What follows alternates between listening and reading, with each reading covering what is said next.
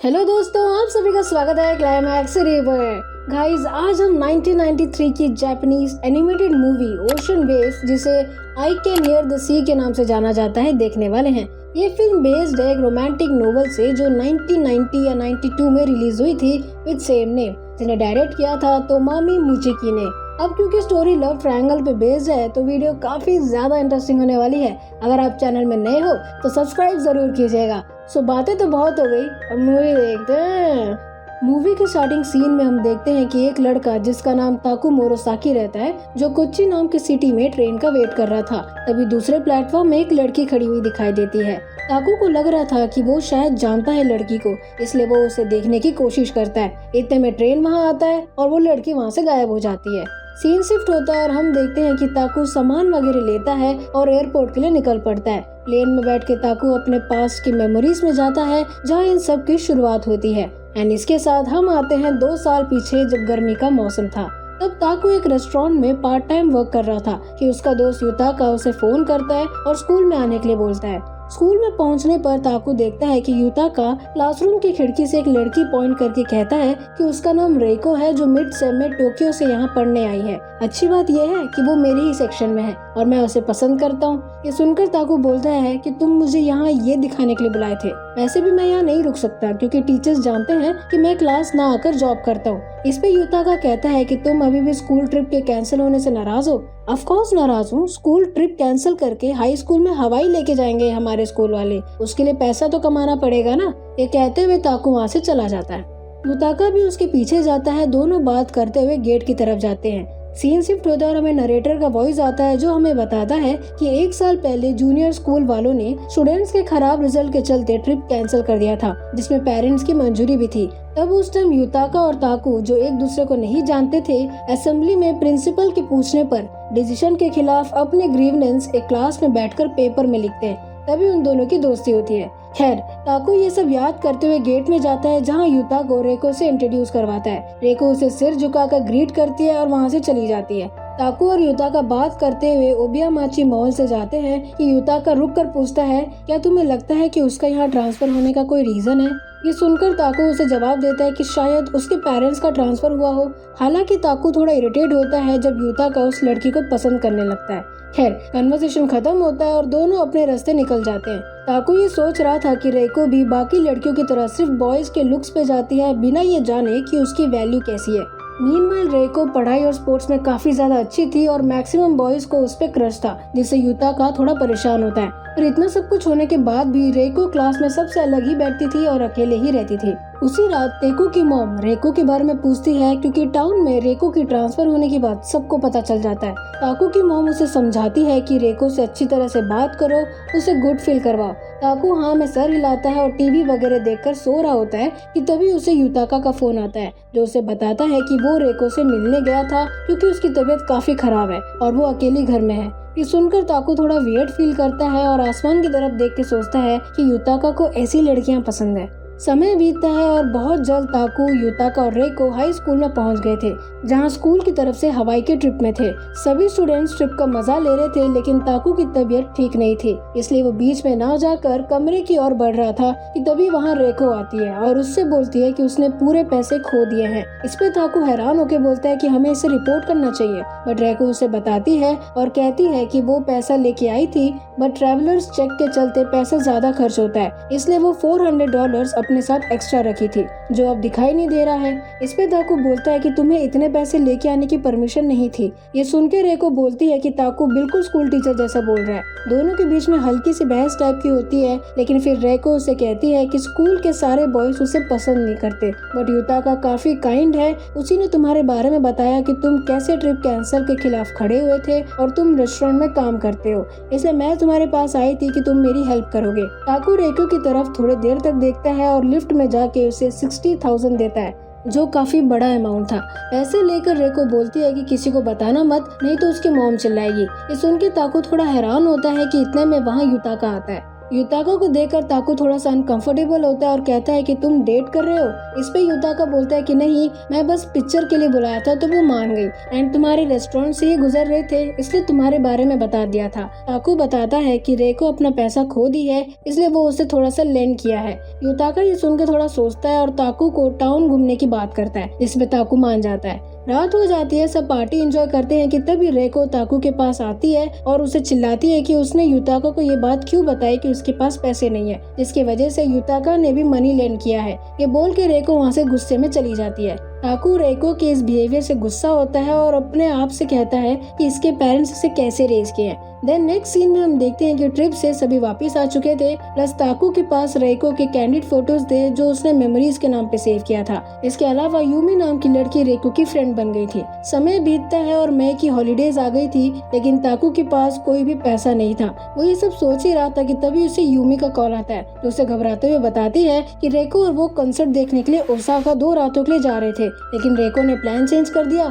और अब वो दोनों का टोक्यो का टिकट करवा रही है। मैं मम्मी से झूठ नहीं बोल सकती, तुम ही उसे समझाओ क्योंकि तुम्ही ने पैसा दिया था। ये सुनकर ताकू बहुत गुस्सा होता है और समझ जाता है कि रेको ने उसे झूठ बोला। वो तुरंत तैयार होकर एयरपोर्ट पहुंचता है और यूमी के पास जाता है इन सब चीजों के बारे में पूछने के लिए। यूमी उसे बताती है कि रेको की मॉम उसे इसलिए छोड़ी क्योंकि वो मेरे साथ आ रही थी। मैं उसे टोक्यो के लिए मना नहीं कर पाई क्योंकि वो अपने पापा को मिस कर रहे थे। ताकू यूमी को वापस भेजता है। अब क्योंकि वो रेको को अकेले नहीं छोड़ सकता था इसलिए वो भी उसके साथ टोक्यो चले जाता है बिना किसी को बताए। टोक्यो में पहुंचने के बाद रेको उसे अपने डैड के घर लेके जाती है एंड अपने डैड से एज अ बॉयफ्रेंड इंट्रोड्यूस करवाती है। रेको के डैड रेको को देखकर थोड़ा अनकंफर्टेबल होते हैं, लेकिन फिर भी वो ताकू को बाहर रुकवा कर रेको के साथ अंदर जाते हैं। ताकू बहुत देर तक बाहर वेट करता है कि रेको के पापा ताकू के लिए होटल में एक रूम रिजर्व करते हैं। ताकू उस होटल में रुकता है और अपनी मॉम से बात कर रहा होता है कि इतने में रेको रोते हुए उसके कमरे में आती है और कहती है कि वो आज यहीं रुकेगी। रेको को रोते हुए देखकर ताकू रोने की वजह पूछता है। इस पे रेको बोलती है कि उसके पेरेंट्स हमेशा लड़ते रहते थे लेकिन वो हमेशा अपने डैड के साथ थी, लेकिन आज उसे पता चला है कि उसके डैड रेको के साइड नहीं थे। रेको रोते हुए ताकू के गले लग जाती है और ताकू उसे शांत कराने के लिए बियर देता है। इसे पीते पीते वो सो जाती है। अब क्योंकि रूम में एक ही बेड था इसलिए वो रेको को बेड में सुलाता है और खुद बाथटब में सो जाता है। ताकू बेचारा ठीक से सो भी नहीं पाता कि सुबह हो जाती है, जहाँ रेको बाथरूम का दरवाजा नॉक करके उसे उठाती है, प्लस उससे रिक्वेस्ट करती है कि वो रूम थोड़े देर के लिए छोड़ दे ताकि वो ड्रेस चेंज करके अपने एक दोस्त से मिल सके। ना चाहते हुए भी ताकू नींद भरी आंखों से बाहर घूमता है और थोड़ी देर में वापस आता है। रेको अपने दोस्त से मिलने चली जाती है और वो बेड में सोता ही है कि तभी उसे रेको का फोन आता है और वो उसे कॉफी शॉप में आने के लिए बोलती है। ताकू फिर से रेडियो के नीचे जाता है जहाँ वो देखता है कि रेको के साथ उसका एक्स बॉयफ्रेंड ओकादा वहाँ आया हुआ है और वो उसे इंट्रोड्यूस करवाती है। उनके बीच में कन्वर्सेशन होता रहता है जिससे ताकू एकदम बोर हो जाता है और समझ जाता है कि रेको ने उसे शो ऑफ करने के लिए बुलाया था। एक तो नींद पूरा ना होने की वजह से और इतनी बोरिंग बातों से ताकू इरिटेट होता है और वहाँ से गुस्सा होकर वापस अपने रूम में आ जाता है। ताकू रेको के किए हुए हरकतों के बारे में सोच ही रहा था कि तभी वहाँ रेको आती है और एक्सेप्ट करती है कि वो शो ऑफ कर रही थी। प्लस वो ये भी बताती है कि उसने नोटिस किया कि ओकादा सिर्फ अपने बारे में ही बात कर रहा था, इसलिए रेको अपने आप को खुशकिस्मत समझती है कि उन दोनों का ब्रेकअप हो गया। अगली सुबह रेको और ताकू वापस कोची आ गए थे। हॉलीडेज खत्म हो चुके थे एंड रेको ताकू को ऐसा इग्नोर करती है जैसे कि कुछ हुआ ही नहीं एंड उसकी फ्रेंड अभी भी यूमी ही थी। फिर एक दिन युताका ताकू से टोक्यो ट्रिप के बारे में पूछता है। इस पे ताकू बोलता है कि हाँ वो अपने पापा से मिलना चाहती थी। युताका आगे बोलता है कि उसने लाइब्रेरी के बाद उसे अप्रोच किया था लेकिन उसने रिजेक्ट कर दिया ये कहकर कि उसे कोची बॉयज पसंद नहीं है। ये सुनकर ताकू एकदम गुस्सा होता है, रेको से बात करने के लिए जाता है। क्लास के बाहर उन दोनों के बीच में बहस होता है और दोनों एक दूसरे को स्लैप कर देते हैं। खिड़की से जाकर सभी बच्चे ये देखकर शॉक होते हैं और रेको वहाँ से गुस्से में चली जाती है। अगेन महीने बीतता है और ऑटम सीजन आ चुका था और रेको पहले से भी ज्यादा अकेले रह रही थी, लेकिन उसके ग्रेड्स अभी भी सबसे अच्छे थे।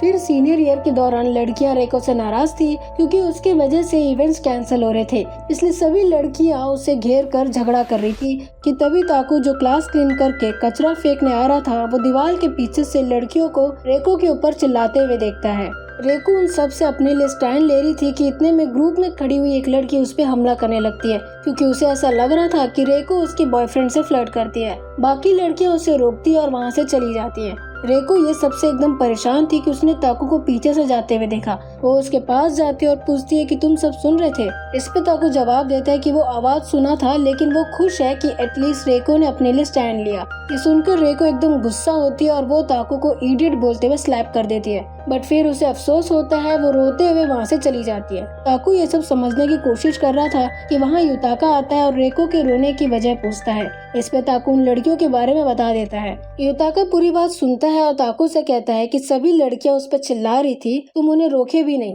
इस पे ताकू कहता है कि उन्होंने बोला था कि इन सब से दूर रहो, प्लस वो फेडअप थे उससे। ये सुन के युताका एकदम गुस्सा होता है और उससे मुक्का मारते हुए वहाँ से चला जाता है। ताकू ये सोच रहा था कि शायद कल सब ठीक हो जाएगा, लेकिन इसका उल्टा होता है। वो ग्रेजुएट हो गए थे बट अभी तक एक दूसरे से बात नहीं किए थे। ग्रेजुएट होने के बाद रेको कोच्चि की यूनिवर्सिटी में पढ़ाई कर रही थी, युताका कोयोटो चला गया था और ताकू टोक्यो की यूनिवर्सिटी में पढ़ाई कर रहा था। सीन शिफ्ट होता है और हम आते हैं प्रेजेंट टाइम में, जब ताकू वापस टोक्यो से कोच्चि आ गया था कि वहाँ युताका उसे लेने के लिए आता है। युताका को देख के ताकू थोड़ा हैरान होता है और दोनों साथ में बातें करते हैं और अपने कॉलेज डेज के किस्से सुना रहे थे।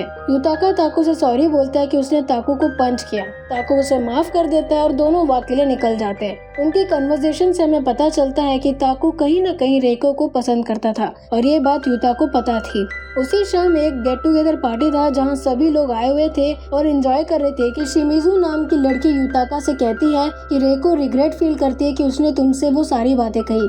शिमिजू ये भी कहती है कि उसने रियूनियन पार्टी के बारे में बताया है, लेकिन शायद वो नहीं आएगी एंड हो सकता है कि वापस टोक्यो गई होगी। ये सुनकर ताकू को याद आता है कि उसने प्लेटफॉर्म में किसी को देखा था। मीनवेल यूमी वहाँ आती है और बताती है कि वो रेको से मिली थी एंड वो टोक्यो में एक ऐसे इंसान से मिलना चाहती है जो बार टब में सोया था। ये सुनकर ताकू मन ही मन में खुश होता है और रेको को याद करते हुए विश करता है कि काश वो यहाँ होती। फिल्म के एंड में हम देखते हैं कि ताकू प्लेटफॉर्म में खड़ा था कि उसे दूसरे प्लेटफॉर्म में रेको दिखाई देती है। वो तुरंत भागते हुए उस प्लेटफॉर्म में जाता है बट ट्रेन तब तक मिस हो जाता है और रेको भी कहीं दिखाई नहीं दे रही थी। ताकू ये सब देखकर दुखी हो ही रहा था कि तभी वहाँ रेको दूर में खड़ी हुई दिखाई देती है। रेको ताकू को सिर झुकाकर ग्रीट करती है और दोनों एक दूसरे को देख के खुश होते हैं। सो गाइस, ये थी हमारी आज की वीडियो। आई होप आपको ये एक्सप्लेनेशन अच्छा लगा होगा और अगर अच्छा लगा है तो मेक श्योर कि आप इसे लाइक करें, शेयर करें, अपनी फैमिली फ्रेंड्स को सब्सक्राइब करें और कमेंट करना मत भूलिएगा। मिलते हैं नेक्स्ट वीडियो में, तब तक के लिए गुड डे।